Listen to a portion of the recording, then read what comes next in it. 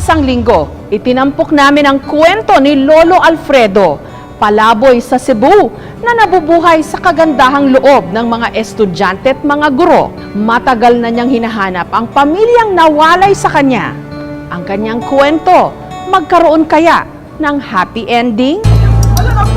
Nitong nakaraang linggo, itinampok namin ang kwento kung paanong sinorpresa ng mga estudyanteng ito mula sa Cebu ang palaboy-laboy na lang sa tapat ng kanilang eskwelahan na si Lolo Alfredo. 97th birthday na kasi noon. Pinangarap daw niya na magkaroon ng masaya at kumpletong pamilya. Ngunit nung siya'y naging construction worker, nadestino sa iba't ibang mga lugar. Kaya lang mga pangyayari ay nagkahiwalay kami dahil una sa lahat sa trabaho. Kaya hindi kami magkasama. Pagbalik niya ng Cebu, hindi niya na raw nahagilap pa ang kanyang mag-iina. Pilar! Si Lolo Alfredo, kinukup-kup ngayon ng isa sa mga estudyante sa video, si Carla. Wala na kasi yung lolo ko sa side ng mama ko, kaya hindi ko nakikita. Kaya nakita ko kay lolo na siguro kahit hindi ko naipadama sa lolo ko na mahal ko siya, ay sana maipakita ko sa ibang lolo. Ang tangi nitong birthday wish, Maaari lang makita ko sila. Kung mabibigyan ako ng pagkakataon ng Panginoon, baka ako ng pera para makita ko sila bago ako mamatay. matapos naming ipalabas ang kwento ni Lolo Alfredo, nakatanggap ng text message si Carla. Di umano, siya ang isa sa mga posibleng anak na matagal nang hinahanap ni Lolo Alfredo. Marami po nag-contact sa akin. Yung nakaka-catch ng attention ko, yung isang text, yung Violet. Habang tumatagal yung pagte-text namin, marami siyang mga pangalan na binanggit na hindi binanggit sa TV. Help each other na lang. Siya, si Violeta Salaver Santos, 54 anyos, nakatira sa Tanay, Rizal. Dalawa raw silang magkapatid na babae. Ang pangalan daw niya nung siya'y bininyagan, Maria Cristina Salaver. Ang pangalan naman daw ng kanyang ina, Pilar Iniego. Samantalang ang kanyang ama, Pedro Salaver Jr.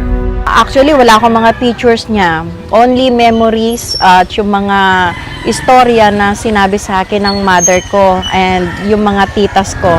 Base sa kwento ng ilan nilang kamag-anak, malamang na pinalitan daw ni Pedro ang kanyang pangalan sa Alfredo matapos itong makulong noon. Dahil yung certain Pedro is masyadong hinahanap ng tao. To hide his identity, nagpalit siya ng Alfredo. Kapwa laking lola at tiyahin daw silang magkapatid. Akala raw kasi nila wala na silang mga magulang. At laging sinasabi ng nanay ko, sabi ko, si tatay, nasaan? Anong itsura? Everybody was telling us na our father is already dead. Nung pumanaw ang kanilang lola at tiyahin, bigla raw na bago ang kanilang buhay. Iuuwi kami sa Bukidnon ulit. And when my mother learned about it, itinakas niya kami. Dinala niya kami sa kabundukan ng Rizal. Simula raw nung sumama sila sa kanilang ina, dun na sila naghirap. Tinira niya kami sa bundok na halos hindi namin alam. Kasi before, ang sardinas, pagkain lang ng pusa sa amin yun nung bata kami. Ang una kinain namin na pumunta sa bundok is sardinas. Kaya nag-iiyakan kami magkapatid. Pagkain lang yun ng pusa, bakit namin kakainin? At dahil naguluhan, nagrebelde si Violeta. Nag-alsabalutan. Iniwan ang kanyang ina at kapatid. Naglayas ako. Kaya ang buhay ko nasa labas. Naging palaboy. I've experienced na matulog sa luneta at a young age. Mamasukan, magtibag ng bato. Ako yung taong ang tawag sa akin NPA. I move from places to places to places. And if you could only know the real story of my life, daig yung mga nasa comics. Ngunit sa bawat tahanang kanyang tinitirhan, pakiramdam daw niya may masamang balak sa kanya. Galit ako. At lagi akong maloko. Kasi every time I belonging to have a brother, I belonging to have a father. At lahat na nakikilala ko, they wanted to take advantage of my weakness. Kaya ako palipat-lipat ng lugar. Hindi nagtagal, umibig siya, ngunit nung siya'y nabuntis, muling bumalik sa kanyang ina. Sa daming araw ng kanyang pinagdaanan, hindi niya maiwasang sisihin ang kanyang ama. Bakit mo pinabayaan? Dumaan ang mahabang panahon. Bakit hindi mo inayos ang buhay mo para hanapin mo kami? Di ba? Di because if you really love your family, you will do anything and everything to find them. Kasi in your heart, if you believe na buhay ang pamilya mo, you will do everything. Hindi yung sarili mo, dapat kami yung hinanap niya, di ba? Mabuti na lang daw at nakilala niya ang kanyang mister na si Romel. Doon na raw nagsimulang magkadireksyon ang kanyang buhay. I'm thankful now kasi may family ako, intact together. Sabi ko, ayoko mangyari yung kagaya ng dati. Ayoko. Ang nakababatang kapatid ni Violeta, si Maria Conchita o Chit, 52 anyos. Wala na raw siya halos naaalala tungkol sa kanilang ama. Madaling sabihin, independent akong lumaki. Kaya hindi ko hinahanap na may nanay man ako, may tatay ako, hindi ko siya nahanap sa buhay ko. Musmus pa lang daw si Chit nung binalikan sila ng kanilang ina. Kaya pinili niyang sumama rito. Siguro, in my part kasi naman, dahil nga takot ako eh. Takot ako gumawa ng ikagagalit siguro ni nanay kasi takot ako sa talo. Sa edad na 16, maaga siyang nagkaasawa. Hanggang sa nabalitaan niyang naging OFW ang kanyang ate Violeta. Doon na rin daw siya nagpasya na mamasukan din bilang DH sa Hong Kong. Dahil parehas naging OFW, sina Violeta at Chit, lalo raw silang naging mas malapit sa isa't isa. Pag may nang aaway sa akin, siya yung humaharang sa akin. Sino ba yan lumalas na umaapi sa'yo? Siya yung nakikipag-away, hindi ako. Ngunit pagkatapos ng 8 taong pangangamuhan abroad, na-stroke si Chit. Dahil kaliwat kanan na rin yung problema, isip dito, isip doon. At saka before pambago kumuwi, dahil hindi ako na halos nakakatulog ng gabi dahil ay iniisip ko yung mga anak ko, kung ano nangyayari, ganon. Magmula noon, nanirahan na siya sa Bacoor sa Cavite kasama ang kanyang mga anak. Papatawad ko siya, bakit? Eh, hindi ko naman naramdaman na galit ako sa kanya. Promise, wala akong nararamdamang galit or pagtatanong bakit mo kami pinabayaan. Wala siya. Hindi ko siya naramdaman.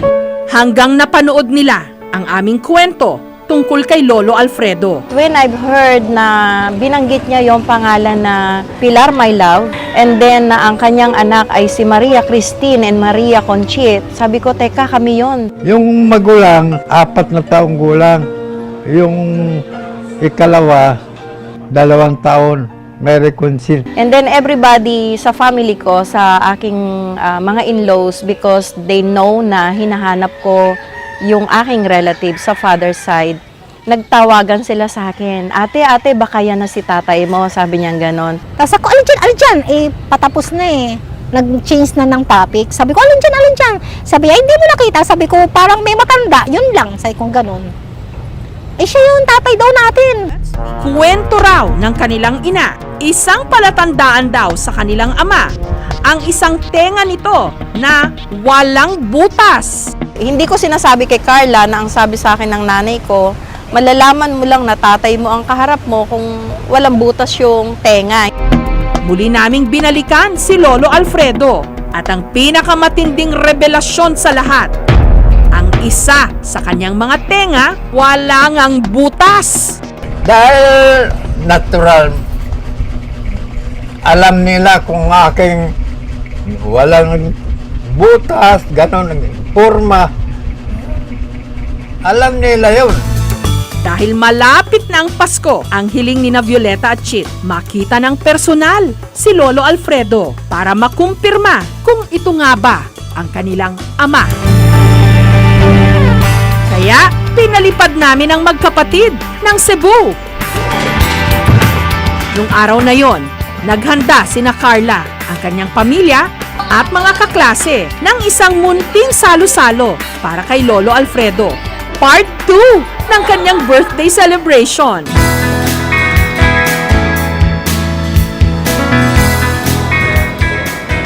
Happy birthday to you.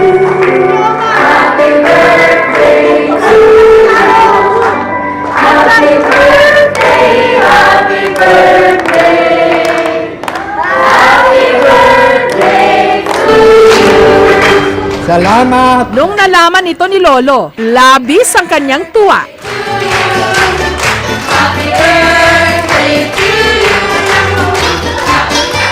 Hindi na malarawan ang aking kasiyahan. Wala siyang kamalay-malay na sa araw na ito, posibleng matupad ang kanyang birthday wish na makilala ang mga anak na halos 5 dekada na niyang hinahanap. Ako ninenervyos. Bigla sumikip yung dibdib ko. Happy birthday to you! Salamat ka. Happy birthday to you! Happy birthday, happy birthday, happy birthday to you! Happy birthday to you! Kilala mo sila lang? Nararamdaman ko ba? Imong duha ka anak, si Mary Christine o si Mary Conchit. Salamat ka kaya. Ako si Mary Christine at si Mary Conchit. Diamond.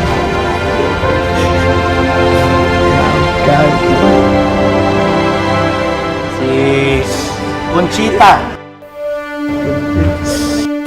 Mula simula nung nawala sila sa akin, pinapangarap kong minsan man lang bago ako mawala sa mundong ito, makita ko sila. Nagpasalamat ako sa may kapal na bigyan pa minsan man lang na masilayan ko sila, mga anak ko. Yan po ang ultimong wish sa aking buhay. Salamat po sa inyo. Yan ang ebidensya. Walang buta siya. Original. Nowadays, it's not easy na magpapasok ka ng stranger sa bahay. Thanks to you and to your family na in-accept nila yung pagkakataon na yun. Kasi kung iba yun, they would not accept. Thanks to you, God will bless you much. Thank you sa buhay mo. Thank you talaga. Smile, Lala, smile! Ngiti! Ngiti na walang ngipin. Maagang dumating ang Pasko kay Lolo Alfredo. Gayon din para kay Carla. Walang hinangad, kundi mapabuti. Ang lolong palaboy-laboy lang sa kanilang eskwela. At siguradong damang-dama niya ang tunay na diwa nito. Ngayon pa lang, pag-asa sa dulo ng mapait niyang mga karanasan.